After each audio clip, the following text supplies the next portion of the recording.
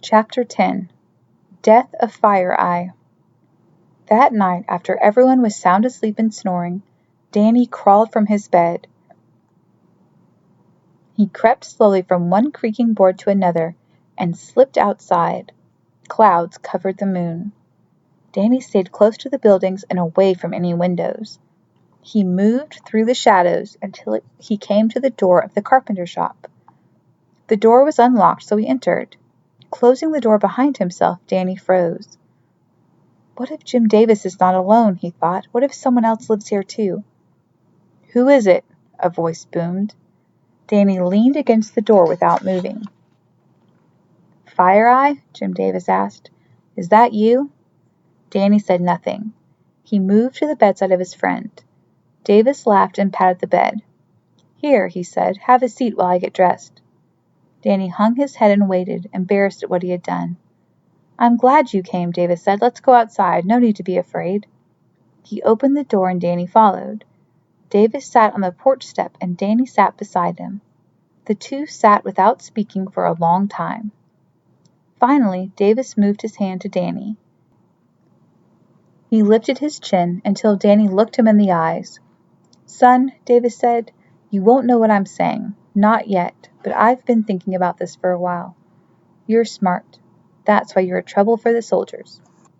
Danny stared at his friend. You need to learn how to talk, son. 2 languages. And I know your name is not Fire-Eye. I don't want to call you that anymore. Davis pointed to his chest. My name is Jim Davis, he said. He tapped himself on the chest. Jim Davis. Danny nodded. Say it, son. Jim Davis. Jim Davis, Danny said, slowly and carefully.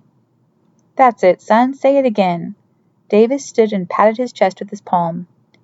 Jim Davis, Danny said. Yes, again. Say it again, Davis shouted. Danny smiled and pointed to his friend. Jim Davis, he said. Davis threw his head back and laughed. He pulled Danny to his chest and gave him a powerful hug. Jim Davis, Danny said, his voice muffled. Now, Davis said, I want to know your name. I know it's not Fire-Eye. I want to know your real name. How can we do this? He stepped back. Very slowly he pointed to himself. Jim Davis. My name is Jim Davis. Then he pointed to Danny. Fire-Eye, Davis said, shaking his head. Danny understood. My name is Danny Blackgoat, he said. Jim Davis stepped back. His jaw dropped and tears streamed down his face. Danny Blackgoat, he said. My name is Jim Davis. Your name is Danny Blackgoat. I am so proud of you, Danny.